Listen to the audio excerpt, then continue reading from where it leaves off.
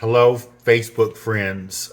This is Kip, and I thought it would be necessary to do a quick video about voting. So today, Friday, November 4th, is the last day to vote early in the state of Georgia, and it very well may be the last day in other states. So if you're not in the state of Georgia, just check with your local Secretary of State. But you should know by now the deadline for early voting in your particular state. So I just wanted to give uh, just some tips and that everybody needs to be mindful of. So we hear a lot about having a voting plan, but we not really heard about what exactly goes into a voting plan. And so here's a couple of things that some tips and suggestions in having a plan to go vote because this election is so important and you need to be really intentional about voting. And these are some items that you should be thinking about, and please feel free to jot these things down. First of all, if you decide to vote today, because today, Friday, is the last day to vote, decide in your head what time that you will be voting. What time of day? Do you have to get off of work? Are you off today? I know a lot of people take off on Fridays anyway. So you should be able to figure out what time that you will be actually voting. I know by law, a lot of employers give you time off, so you should be familiar with that policy, et cetera, et cetera. Set a reminder on your smartphone when you've decided when you're voting. Set like an alarm or some type of notification. So if you decide that you're going to vote at 1 o'clock, 1 p.m., then set your notification like an appointment for voting. And the reason why I say that is that when you wake up in the morning, I know a lot of us wake up intentionally deciding, okay, we're going to vote, and then we get caught up in everything that's going on that we may forget. And not to say that it's not important, but things happen. I get it. I totally get it. But if you just set a notification, that will certainly help you remember to vote. And familiarize yourself with the ballot, the ballot before you go vote. Here in Georgia, the Secretary of State's office has the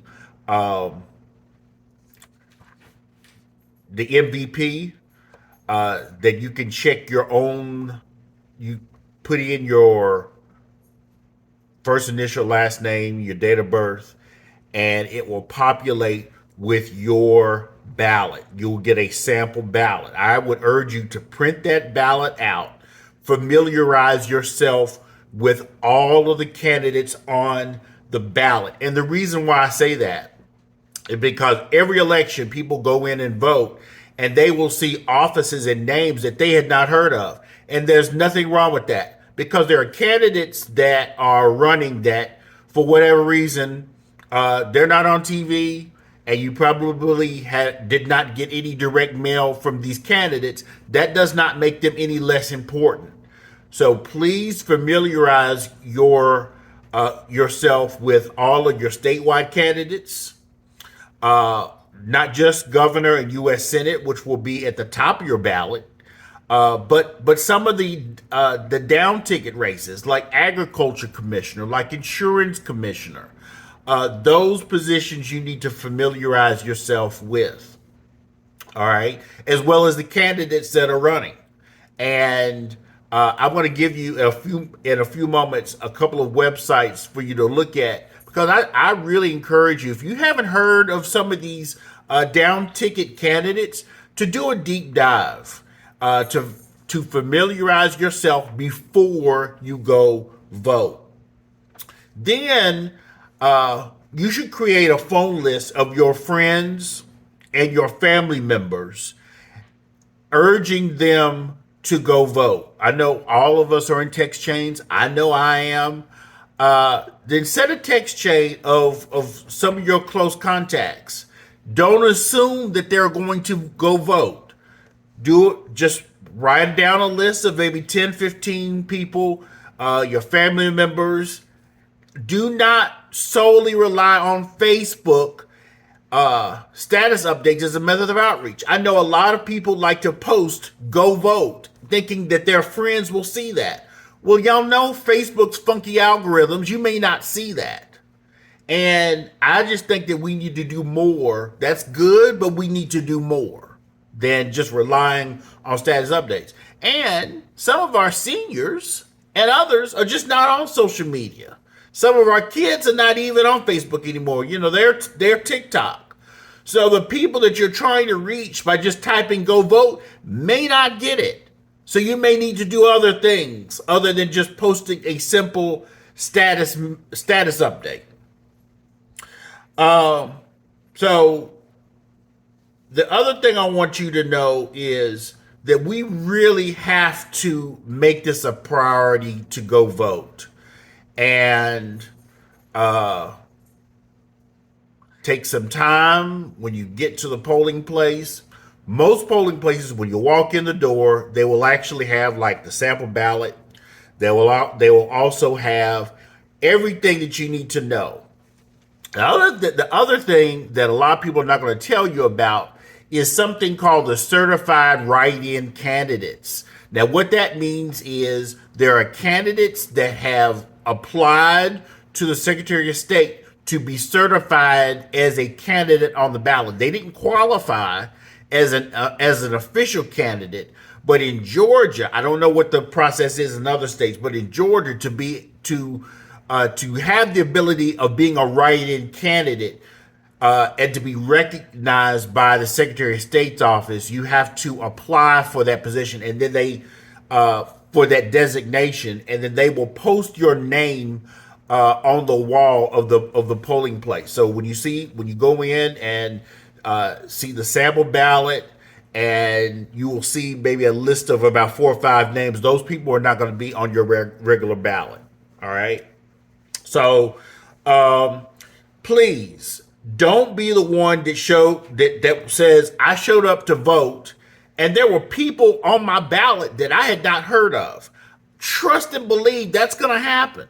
But if you study your ballot, familiarize yourself with the positions and the candidates, that will lessen the likelihood of you not being familiar with the candidates and the offices. Also here in Georgia, we've got, I think, 4 constitutional amendments on the ballot.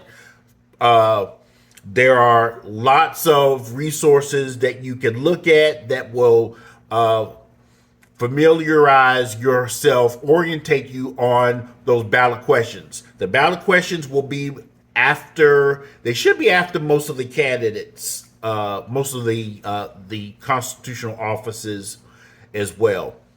So in addition to your statewide candidates, many of you in Georgia, all members of the General Assembly are up for election.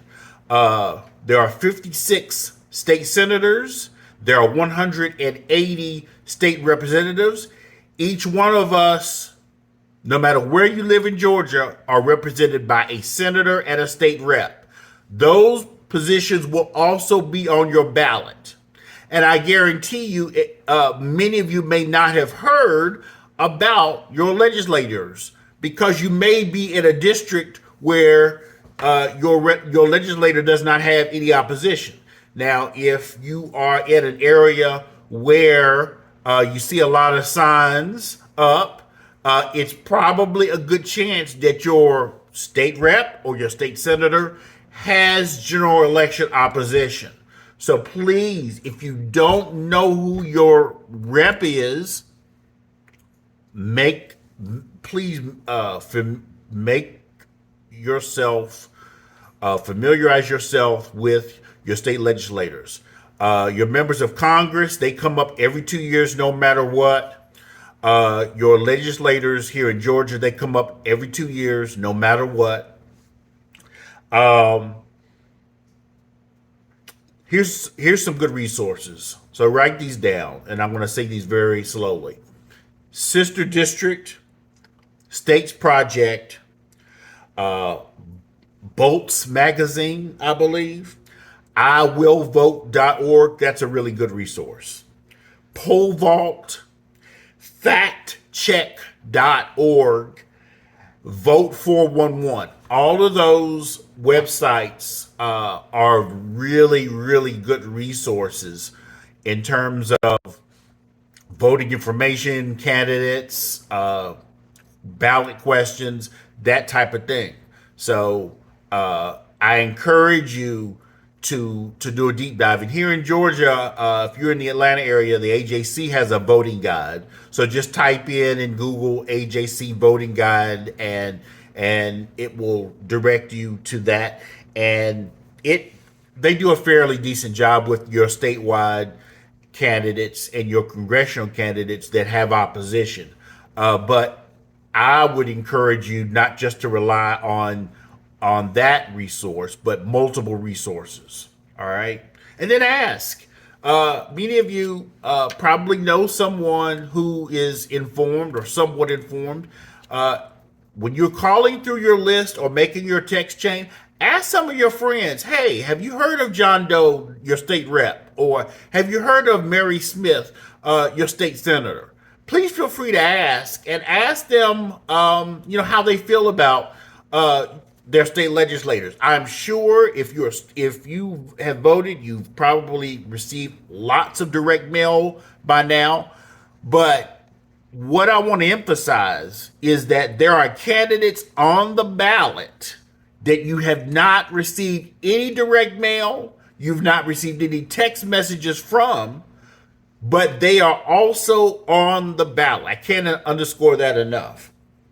So if you find a resource that I haven't talked about, please feel free to leave it below, because I'm just trying to make sure that everybody has the tools to make informed decisions. I've been at this in terms of voter outreach since 1990. Don't let my baby face fool you. So I've got several cycles under my belt, and I'm coming to you, appealing to you directly, so that you and your friends, your frenemies, your family, your associates can make wise choices in this important election. Studies show that when you contact your friends and encourage them to vote, that does increase turnout. Now, we have heard about early voting numbers being extremely high, record levels. So that's another reason that I encourage you to take the time to go vote today. I understand you might have a lot going on today, Friday, but no, you've missed the last 2 weekends. You could have voted on Saturday and Sunday. If you don't vote today, there is no Saturday or Sunday voting this weekend. So please, you may have some friends that may think, oh, well, if I can't get it in today, I can go this weekend. No, you can't. If you do not vote today, Friday, today's the end of early voting. There is no voting on Monday. You will have to vote on Election Day, Tuesday, and you'll have to show up at your regular polling place. So please feel free to leave any comments below. I just want to get the information out here so all of us can make some wise choices in this very important election. So take care, stay safe, and we will definitely be in touch. Peace and power.